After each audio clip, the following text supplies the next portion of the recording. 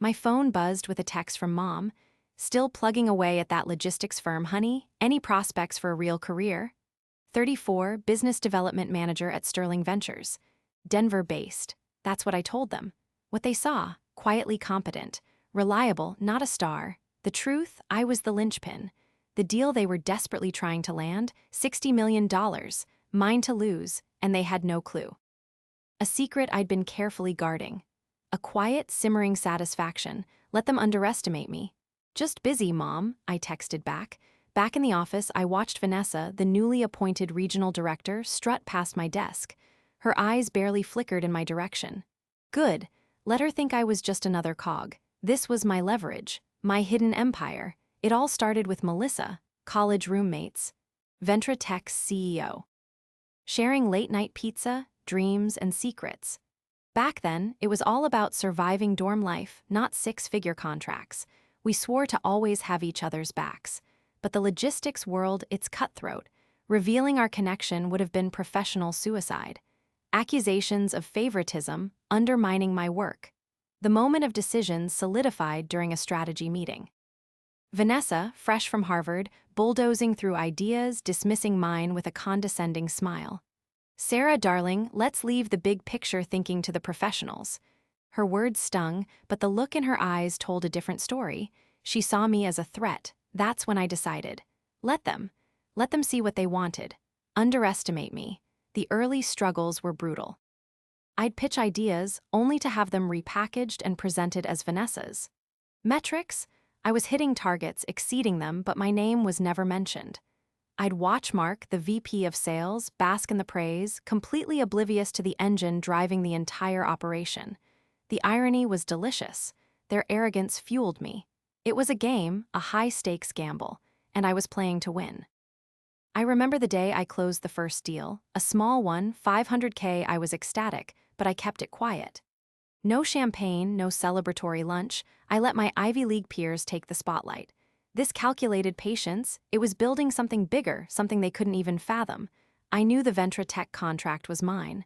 I'd cultivated the relationship with Melissa. I knew her needs, her pain points. She trusted me. She trusted us. And that's when I realized it was coming into fruition. I was about to blow this place apart, one way or another. My portfolio, subtly built over the past 5 years, held a private LLC, Logie Solutions Consulting, with a registered address in a nondescript office park. It was a shell, yes, but under it, the real work was being done. Logie Solutions had 5 independent contractors, all seasoned logistics professionals, working on shadow projects that directly benefited Sterling. They analyzed market trends, researched competitors, and, most importantly, provided Melissa with exactly the information she needed to make a decision.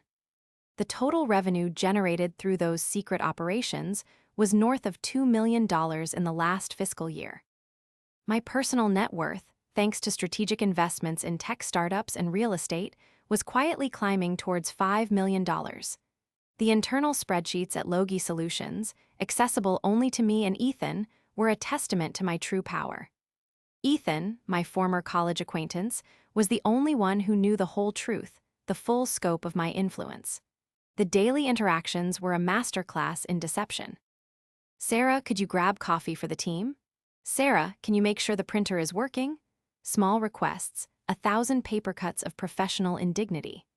Meanwhile, I was fielding calls from Melissa, strategizing with her on Ventra Tech's long-term goals, effectively shaping the future of her company.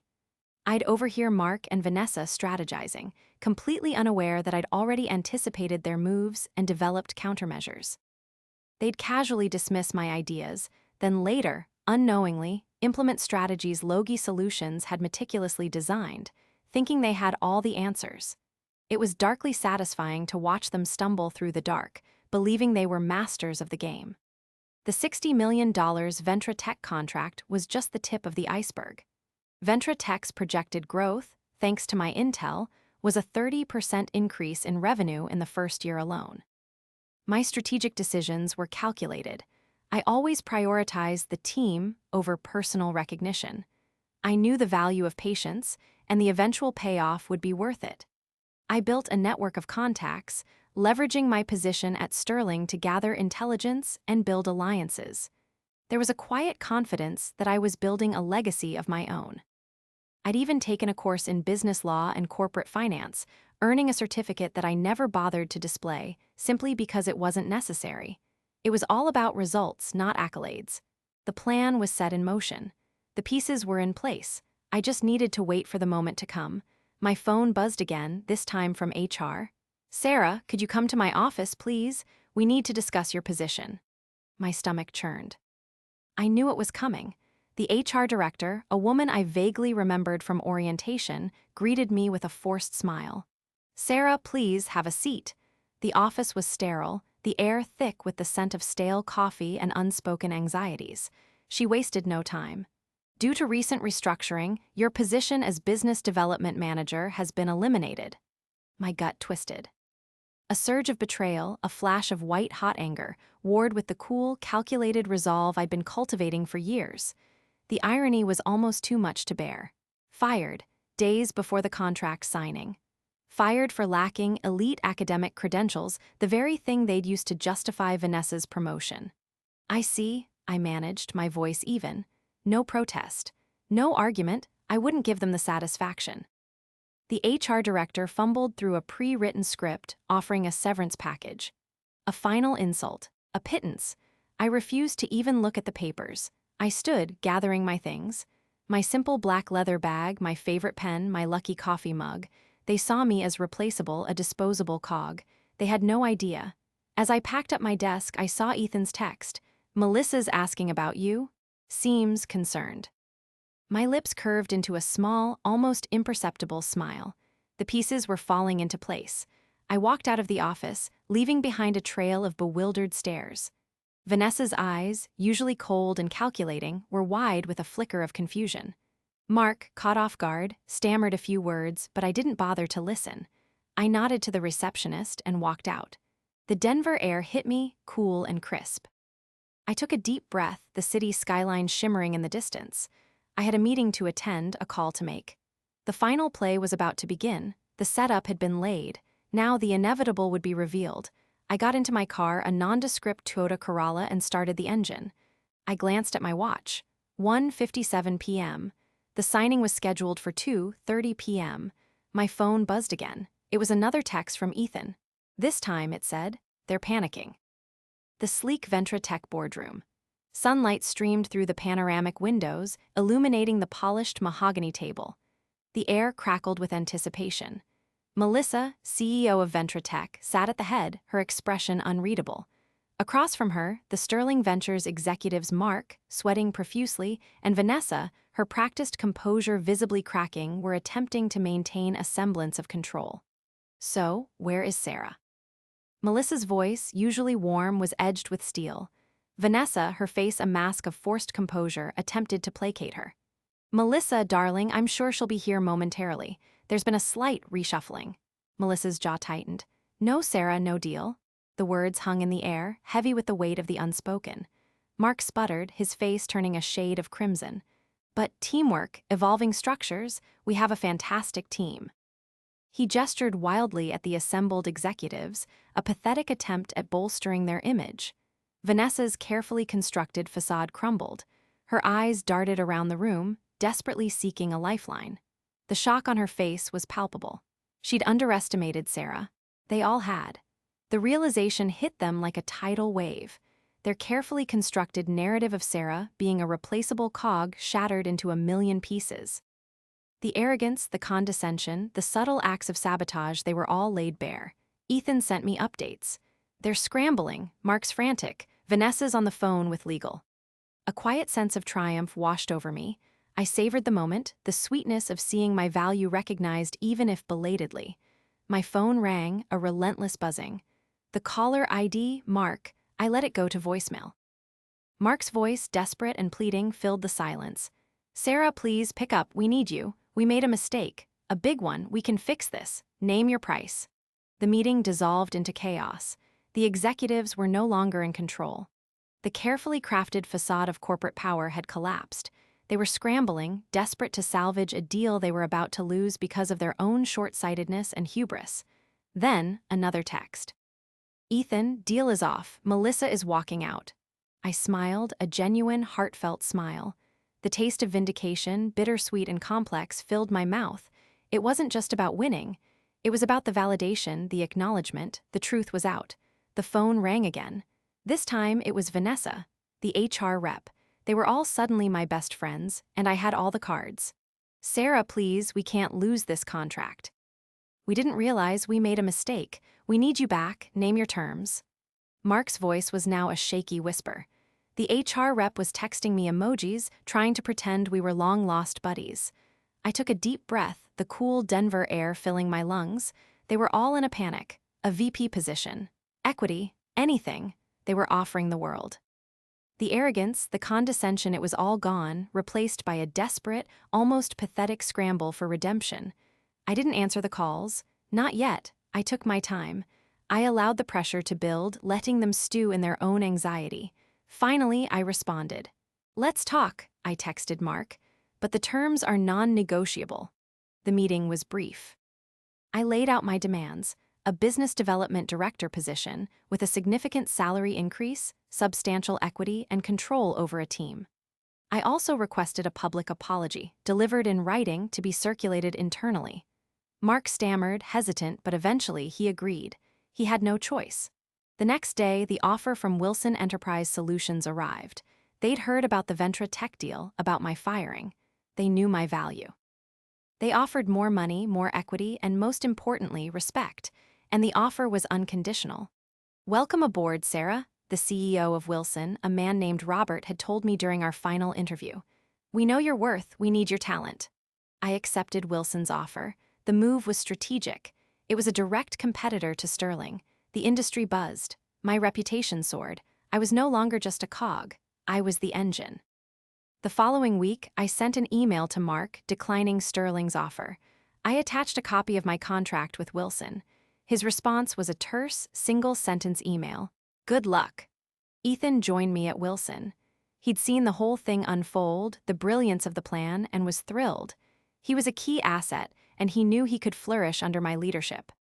We built a team of talented individuals, overlooked and underestimated, but with the drive and skills to succeed. We became a force. Some relationships were irrevocably broken. Vanessa wouldn't even make eye contact at industry events. Mark avoided me like the plague. But those were minor casualties in the grand scheme of things. The industry adjusted. Wilson's profile rose dramatically. Sterling stumbled. The market had corrected itself. I found fulfillment in my new role, in championing the underdog. The satisfaction wasn't just in the financial rewards, but in the knowledge that I had rewritten the narrative, proving that success wasn't about credentials or pedigree, but about resilience, relationships, and delivering results. I looked at my diploma from Colorado State, a reminder that success is about where you refuse to stop, not where you start. It hung in my office, a testament to the journey, a symbol of the power of quiet strength. It was the beginning of my legacy. The transition to Wilson was seamless. The first day, Robert introduced me to the team, a mix of experienced professionals, many of whom, like Ethan, had been overlooked or underestimated in previous roles. The atmosphere was electric with a sense of camaraderie and shared purpose. No one questioned my rise, they were eager to learn and contribute. My office, spacious and modern, overlooked downtown Denver, a constant reminder of the city I'd conquered. I had autonomy. I was respected. I was finally free to build. The practical changes in my daily life were immediate. No more fetching coffee, no more passive-aggressive emails, no more feeling invisible. Instead, I was leading meetings, crafting strategies, and making decisions that directly impacted the company's bottom line. My input was valued, my ideas were implemented, and my voice was heard. Ethan, my right hand, thrived. He was given a leadership role, a promotion, and a chance to shine. Our bond deepened, forged in the fires of shared ambition and hard-won victory. The way people approached me shifted dramatically. Former colleagues who had once dismissed me now sought me out. Vanessa, at industry conferences, would avert her gaze, a flicker of something akin to shame crossing her features. Mark avoided me entirely, his reputation tarnished by the Ventra Tech debacle. The HR rep, who had once offered the severance package with a practiced smile, now sent LinkedIn connection requests, which I promptly ignored. It was amusing, but also a reminder of the shallowness of the corporate world. The newfound respect, however, wasn't always easy to navigate. There was a certain degree of awkwardness, a sense of being both admired and resented. Some people, those who had underestimated me, found it difficult to reconcile their previous perceptions with the reality of my success. Others were genuinely happy for me, recognizing the injustice I had endured. It was a complex dynamic, a constant reminder of the power of perception and the fragility of human relationships. My personal life also saw changes. My mother, initially skeptical of my career path, became my biggest cheerleader. She called not to ask about job security, but to offer advice and share articles about the latest industry trends. Our conversations were no longer colored by her anxieties about my future. Instead, they were filled with pride and genuine interest. My friendships, too, evolved. Some deepened, strengthened by the shared experience. Others faded, unable to withstand the shift in power dynamics. One unexpected consequence of my move was the ripple effect it created within the industry. Other companies, seeing the Ventra Tech deal and the subsequent fallout, began to reevaluate their own internal structures, focusing on talent rather than credentials. The market was beginning to correct its own hubris. Wilson's stock price rose steadily. We were attracting top talent, and our client list expanded exponentially. However, I wasn't immune to self-reflection. I often found myself questioning the value of the victory. Had it been worth the years of secrecy, the quiet frustration, the constant feeling of being undervalued? The answer was complex. The professional recognition and financial security were undeniably satisfying, but I also realized the loss of any semblance of loyalty from Sterling Ventures. I had sacrificed a part of my own sense of belonging, the feeling of being part of a team. Yet, I knew I'd made the right choice. I'd learned that success wasn't about the superficialities of credentials or the games of office politics. It was about resilience, about building authentic relationships, and about delivering results, even when the odds were stacked against you. It was about refusing to be defined by others' perceptions. It was about trusting in my own abilities and having the courage to take control of my own destiny. I decided to start the Logi Solutions Consulting, now with a new name, a new location, and a new team. The first client was Ventra Tech. My new goal was to bring the team that was overlooked from Sterling Ventures to make them a team of success. My Colorado State diploma still hung in my office, a reminder of where I started, a symbol of my journey. It was a testament to the fact that success is not about where you begin, but about where you refuse to stop. And it was a reminder that the game was far from over. The next challenge awaited, and I was ready. The weight of what was gained and lost settled on me, a quiet ache. I had traded the illusion of loyalty for the reality of recognition, a trade I wouldn't undo. Success. It wasn't found in the Ivy League halls, but in the quiet corners of persistence and in the audacity to believe in one's own value when others didn't. My story was about being unseen until the moment you couldn't be ignored. I built a kingdom in the shadows, and when the light hit, it revealed not just my worth, but also the hollowness of the structures that tried to contain it. What was the cost of the secrecy? It was the price of a truth that the world wasn't ready to see. I am here, I am me, and now I am free. Look around you. Have you ever been overlooked, undervalued?